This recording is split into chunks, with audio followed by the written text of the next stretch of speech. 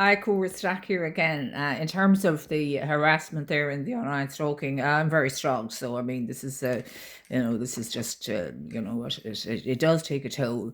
It does take a toll on you. But I've had this is only one of several forms of harassment I've been subjected to over many years. And, I was told years ago that, after my campaign on Project Math, somebody took me aside and said for the rest of my life I would have to deal with professional jealousy, and that it was going to be very difficult for me, and I would have to. I didn't ever, I never thought that speaking out against the new Project Math syllabus, which is an appalling mathematics syllabus that would result in so much adverse treatment over many years. So really, speaking out against Project Math was akin to whistleblowing, and or I was treated like a whistleblower, and I felt treated like a whistleblower, and I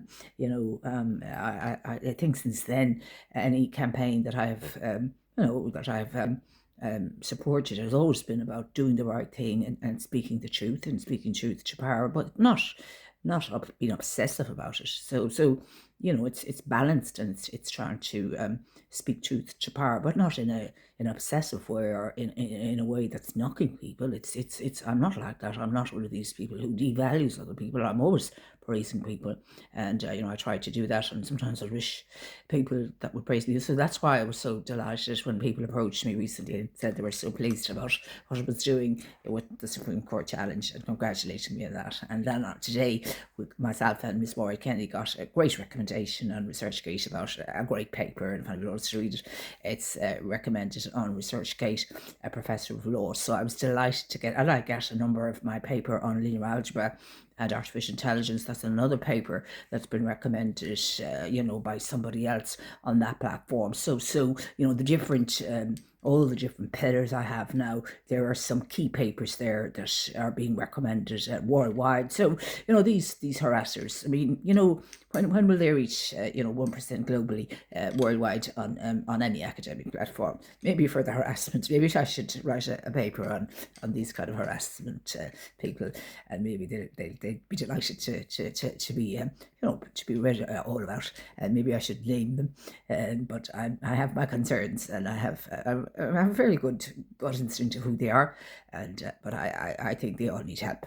These people need help, and this is they need help. But the first thing they do is they need to stop. And the question is, why hasn't anybody stopped them?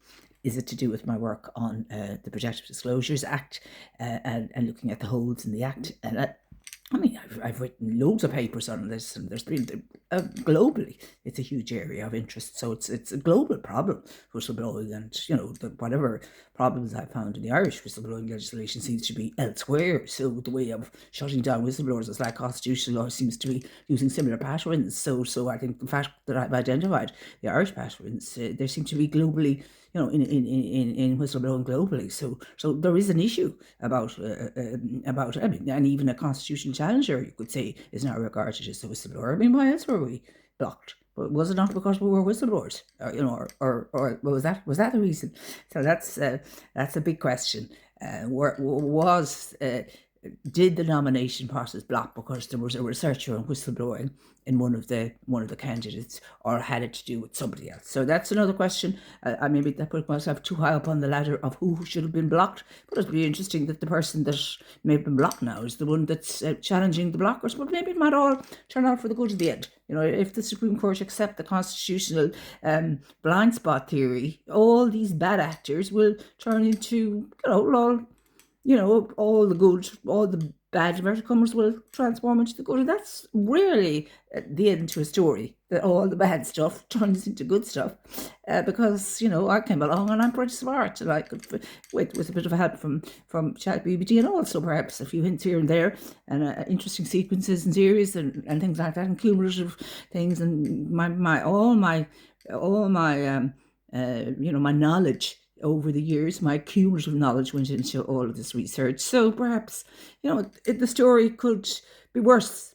The story perhaps could be worse, as my father used to say. The story could be worse, and perhaps the future the best. In terms of the brilliant and wonderful Van Morrison from Poetic Champions composed, the best has yet to come.